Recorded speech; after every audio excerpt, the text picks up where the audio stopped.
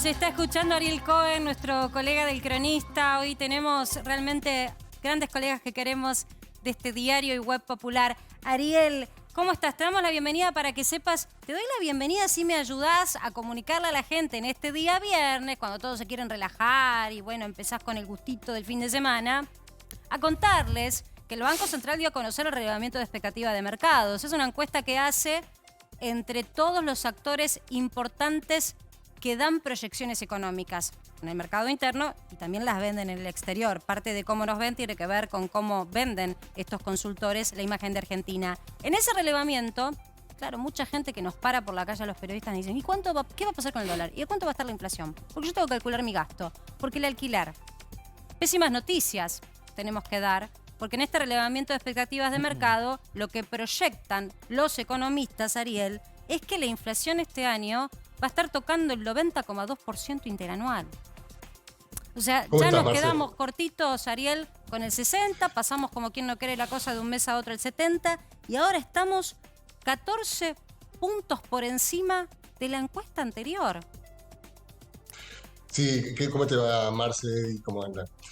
Sí, la verdad que es muy preocupante este dato y te voy a dar otra peor noticia, porque el 90,2% es el promedio de los consultores, pero los que en general aciertan más en esta encuesta, es un top 10 que les dicen el Banco Central, pronostican un 94,7% ya para el año 2022. Así que muy cerca de los pronósticos que en estos días vienen apuntándole a los 3 dígitos al 100% de inflación, ¿no? Es importante, Ariel, porque mucha gente empieza con las expectativas. Ahora, las expectativas de los gurús, de los que saben y de los que hasta ahora vienen acertando, porque así como resaltamos que ahora tenemos un INDEC creíble, decimos que el INDEC casi está emparentado al promedio de las consultoras privadas mes a mes cuando dan inflación. Estas consultoras están avisorando una inflación del mes que pasó del 7,5%. 7,5% en un solo mes. Y por otro lado, yo miraba, Ariel, sobre el tema de tipo de cambio. Ya todos empiezan a olfatear un aroma a una aceleración de la devaluación. No quizás un salto que nos pueda asustar, pero que es esa percepción que tenemos todos de que los pesos cada vez valen menos y cada vez a mayor velocidad van a perder ese valor, porque según este relevamiento, el promedio de tipo de cambio de diciembre, ese que vos ves ahí en 137, 138, se iría a 167,60. Sería una suba del 63% en lo que va del año, por detrás de esta inflación que si aciertan será del 90%, pero de todas maneras una aceleración en el último tramo del año, Ariel. Sí, efectivamente hay una mirada que lo que te diría, dos datos respecto de esto. Primero, recordemos que los datos están tomados antes de lo que puede decirse la asunción del masazo, ¿no? De la llegada de Sergio Massa al gabinete, con lo cual eso no nos puede llevar a tener un poquitito de tranquilidad en el sentido de relativizar esto, por un lado. Por otro lado, lo que están descontando estos números en realidad es otra cosa. El gran debate es si hacia adelante va a haber una devaluación muy fuerte, más fuerte, o si se va a mantener y si va a acelerar el ritmo de devaluaciones periódicas, que es lo que están descontando estos números, ¿no? Aún así, son números muy elevados hacia fin de año. Pero yo te digo una cosa, porque, viste, vos pensás, digo, bueno, salgamos, ¿no?, de la mirada del dólar, igual. Ahora vamos al párrafo de lo que sucedió esta semana con el dólar. ¿Qué pasa con las tasas de interés? Porque mucha gente dice, bueno, pero quiero prestar a mi plazo fijo, Marcela, quiero tener la plata en el banco, necesito los pesos al fin y al cabo. Las proyecciones de tasa de interés siguen siendo perder por goleada contra la inflación. Hablan del 63/64% de tasa de interés pensando hacia fin de año, con lo cual, insisto, frente a un 90% que ellos mismos avisoran de inflación, estás perdiendo por goleada.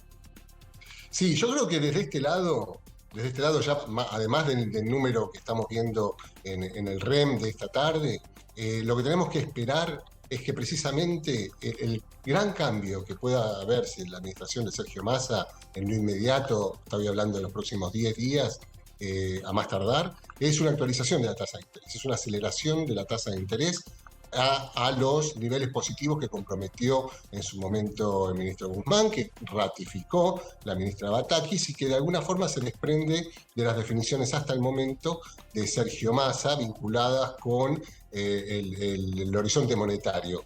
Yo te diría, con estos números que está manejando el REM, le van a dar una palanca para que el gobierno acelere las tasas de inflación vinculadas tanto con lo que tiene que ver con lo que recibe el público a través de los plazos fijos, además para desalentar demanda de dólares, como las que van a regir en la economía. Me parece que esa va a ser una de las compuertas que se va a abrir a partir de esta nueva situación, de estos nuevos datos de proyecciones de inflación que nos acercan las consultoras, que está en el cuadrante del Banco Central, y además del dato concreto que también vamos a conocer el 14, en la semana del 14, que tiene que ver con la inflación de julio, que todo indica que sería en torno del 7,5-8%, ¿no? Y la búsqueda de tasas de interés positiva implicaría que se vayan arriba de esto, ¿no? Bien. Bueno, imposible no irnos y despedirte sin repasar ese número que está en rojo allá arriba tuyo, en nuestra composición de imagen. El dólar blue que cierra la semana a 292 pesos. Arrancó con optimismo la semana, con un superministro y un supergabinete. Se había desinflado, el mínimo valor que tocó esta semana el dólar informal es de 288 pesos, pero luego se infló. Hoy subió, ayer subió, y eso mismo también pasó en el mercado financiero de los dólares que surgen de la bolsa de comercio, es decir, el mercado paralelo ilegal, el de los inversores, el de los empresarios, el de los más sofisticados. ¿Qué sensación térmica hay que pese a que todos los hombres que acompañan a Sergio Massa, y digo todos porque hay una sola mujer, Balestrini, son hombres de diálogo constante con el mercado y con el empresariado? ¿Por qué razón igualmente no alcanzó con los nombramientos? Bueno, primero yo creo que recién hoy se empieza a despejar, se empezó a despejar un poco más el horizonte a partir de la designación de Gabriel Rubinstein como viceministro de Economía, ¿no? Porque hasta ahora era una cuestión de fe del sector financiero, del sector empresario, respecto de lo que es la trayectoria política de Sergio Massa. Con la llegada de Gabriel Rubinstein marca definitivamente un rumbo que probablemente sea el que tome Massa en la gestión económica, y a partir de ahí poder leer medidas concretas. Esto por un lado, ¿no? Gabriel Rubinstein es un analista y un consultor de mucha trayectoria en la Citi. Sí. Hablando del REM, durante mucho tiempo fue el que lideró los rankings de... Claro, hay una suerte de premiación que nosotros los periodistas lo miramos para ver quién es el que la pega más, vamos a decirlo de esta manera. Viene siempre ganándose los premios porque sus proyecciones casi que han sido luego comprobadas y acertadas. Así que, claro, si de analista hablamos, es un hombre que proyecta muy bien las variables de la economía. Pero además viene alertando también sobre una serie de cursos que debería tomar el gobierno, lo decía desde otro lado, muy crítico, por cierto, de lo que estaba haciendo el gobierno, con lo cual desde los mercados es muy probable que ahora empecemos a tener ya una proyección más concreta de lo que puede pasar hacia adelante.